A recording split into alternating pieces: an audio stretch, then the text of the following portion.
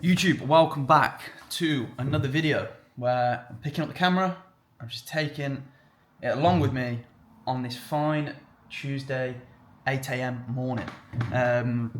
So far, I've woken up, done my usual, had a shower, got myself looking a bit more presentable, and then it's a case of onto my little office space, which is basically the kitchen table. Got the dog over there wanting food and treats and biscuits, with his eyes lit up, and then just been sat here, coffee, electrolytes, hydrate before you caffeinate, and then cracking on with some work, which at the moment I am in, well, I've just started to build out a complete new course, which I will be, whatever you want to call it, letting it go live. So that is currently what I am doing this morning, just writing out all the modules, all the lessons. So it's going to be fantastic. It's going to be unbelievable. And then the plan is I normally sort of go to the gym 11 o'clock. Nice time to train. I'll have breakfast at around about 9:30, 9:45. I've got legs. So I'm going to go through a lower body session, as last week I went through a upper body session. So we've got some hamstring curls, trap bar deadlift, leg extensions, leg press, calf raises, and some core. And then come back, walk the dog, who's over there looking at me, and then crack on with this afternoon. So thought bring the camera along as opposed to me sat with a Loom video going through a Canva presentation. So I've got 2 hours of locking in to do, as everyone is now doing that because summer is gone. Why don't you just stay locked in all year round? Even the word locked in makes me go a bit, ooh. But anyway, I'm going to crack on with a bit of work and then head to the gym for about 11 a.m.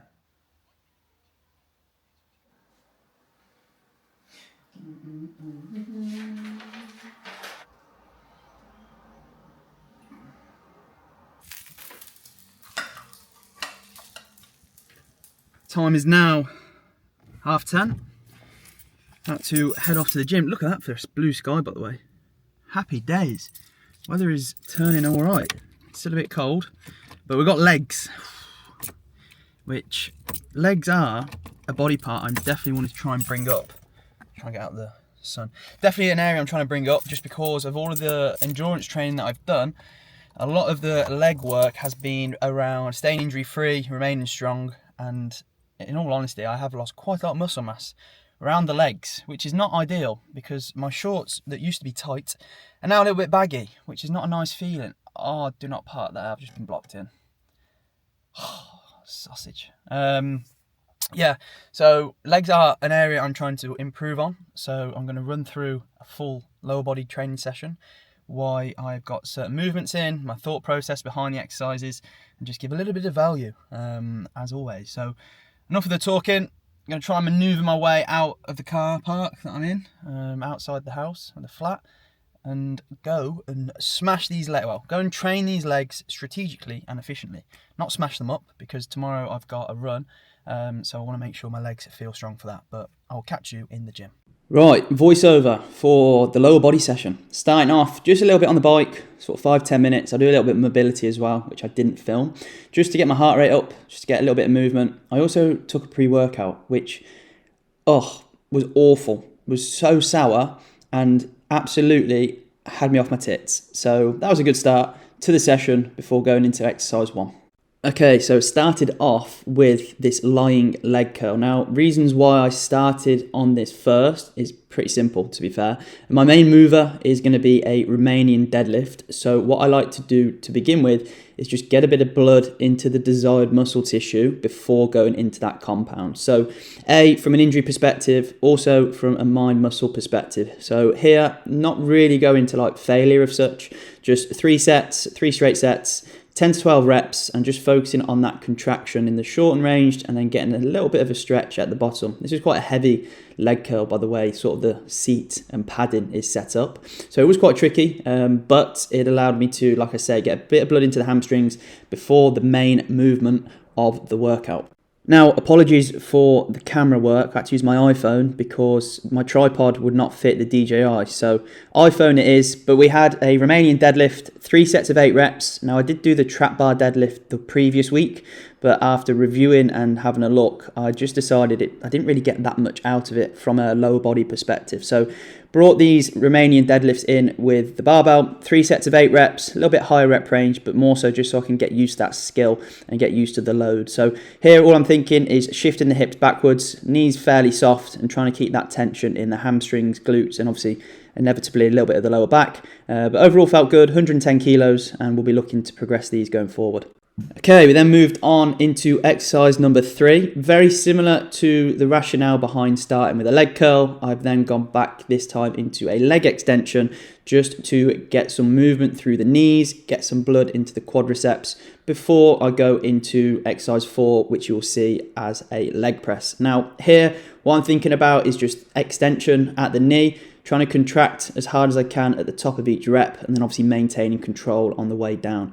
Personally, I like a higher rep range here, so anywhere from sort of 10 to 15 reps, not going anywhere to failure because I want to make sure that I've got a little bit left in the tank when it comes to the leg press. But nice to be back on a leg extension, fantastic movement, one of the only leg exercises I ever used to do when I first entered the gym, and it's still one of the GOATs to this day. Exercise number 4, as spoken about, was this leg press. Now, I spent the majority of the set being completely blinded by the light, which put us off a little bit, but nevertheless, this was my first time using this leg press machine just because on week 1 this was being in use, so I used a different one which was a pin loaded machine and not quite as favourable for me anyway.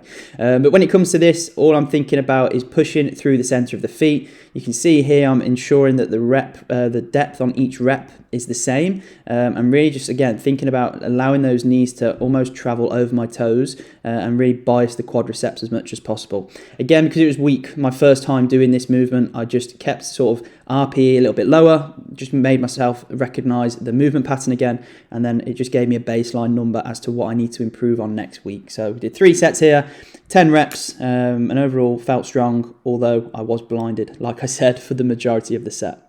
Exercise number 5 and number 6 was done as a superset, more so from just a time perspective and keep intensity nice and high.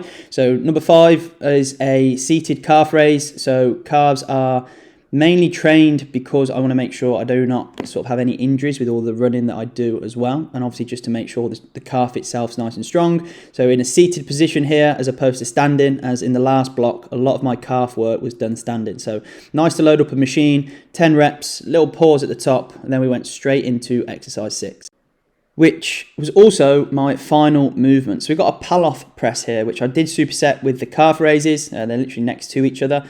Reasons being, I do still want to keep some core work in because in the past it's been something that I've definitely neglected. Now, my core work is not necessarily from an aesthetic standpoint. I'm not trying to train my core for more developed abs, although that is nice. It's more so to obviously improve my overall stability and overall core strength. So Pallof press here, I did 8 reps each side. Obviously, we're just trying to resist the resistance from the band on each side. So 8 reps, then changed over, did 8 again. I did increase the band this time, so it was a little bit more tricky, but more than enough of a challenge for me. And that was a session all ticked off. And that is legs boxed off. A very good session, enjoyable. The gym was a lot busier than usual, which gave it a little bit of a buzz. But as I would have spoken about in the voiceover, we changed a few bits, put the leg curl in first, which was great for some more hamstring volume and to obviously get some blood flow into the hamstring before going into the RDL.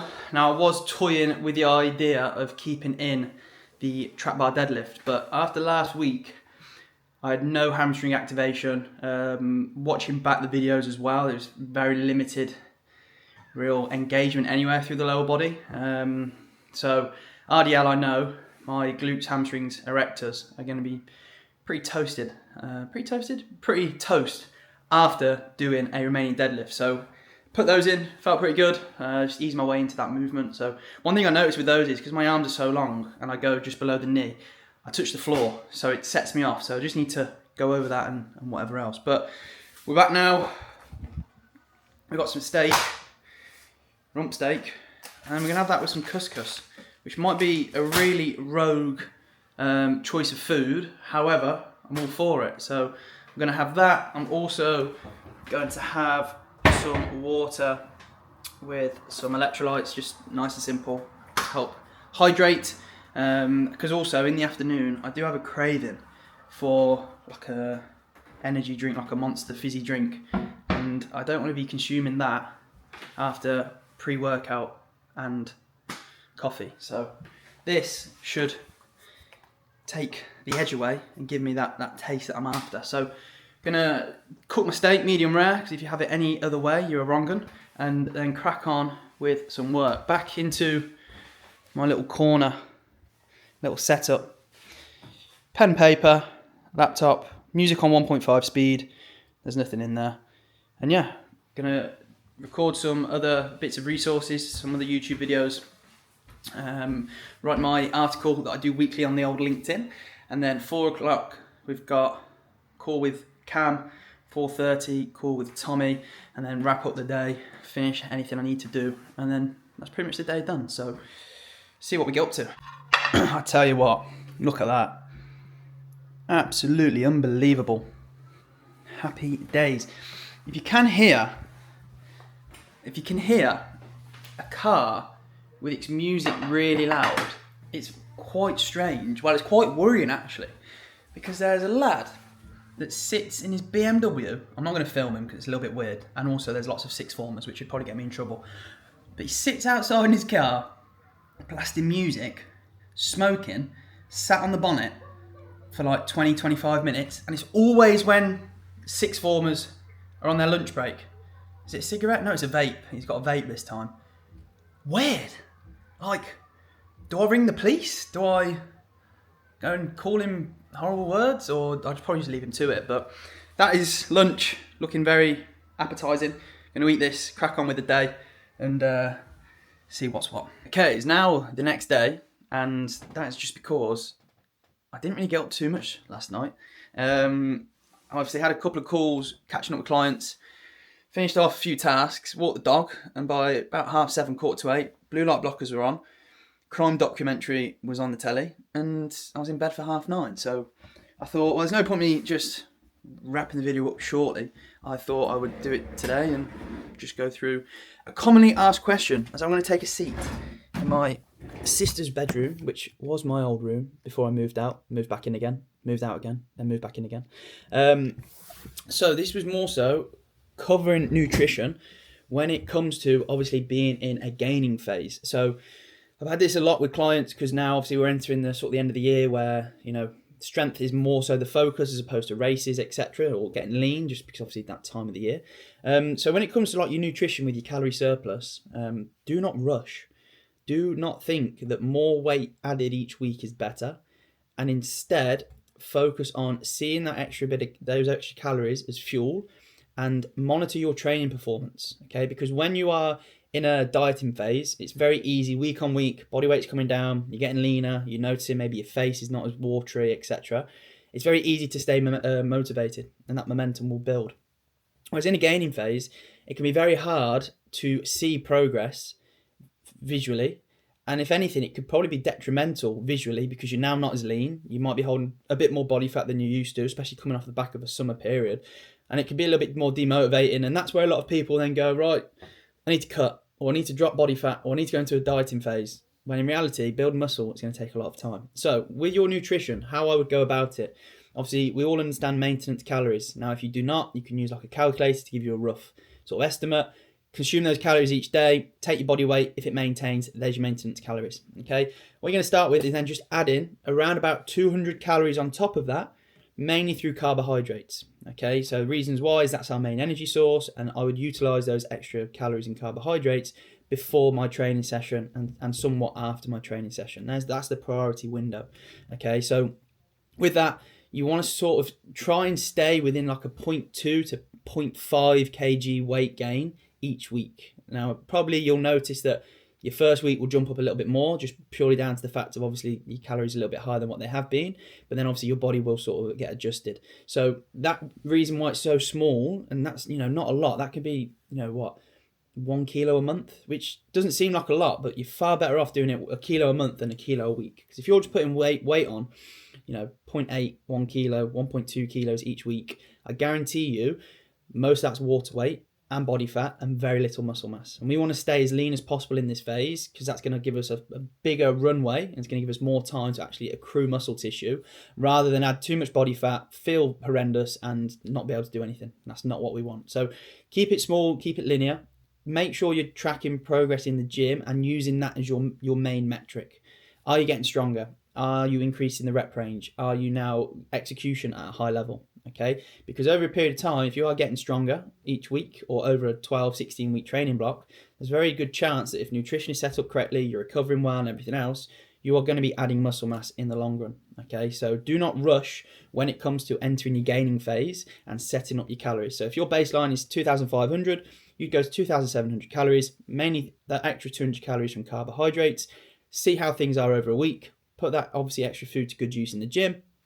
And then if your weight starts to plateau, that's when you may introduce another 150 to 200 again. And if you also notice that weight has gone up too quick, then pull back. Maybe be a little bit more accurate with your tracking or whatever else it is that you're using. So that is basically what I wanted to go through. Okay, so in essence, if you're entering a gaining phase, slow and steady wins the race because adding loads of weight on is not going to be healthy and it's not going to feel great. But also make sure that when you are tracking your progress, yes, you will notice like t-shirts will feel a bit tighter, which is great, but you might also notice that body fat's a little bit higher. Do not worry about that.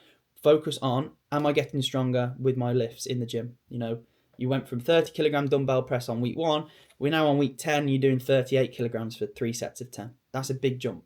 Okay, so monitor that. Otherwise, if you go through that loophole of that rabbit hole of just focusing on how you look, granted, you're not going to look as good as you did when you were lean in the summer. But if you're done correctly, you can still look fantastic, still stay relatively lean in sort of, the grand scheme of things and make loads of progress. So there we go. I thought I'd end it on that note just because I've had a few calls recently about, nutrition, gaining phases and, my calories aren't that much higher than I thought they would be. We want to start off getting the most out of the least amount possible, and then we can look to sort of increase things as and when we need to, as opposed to just going, here's an extra 1,000 calories, off you go. Oh, kilo a week, brilliant.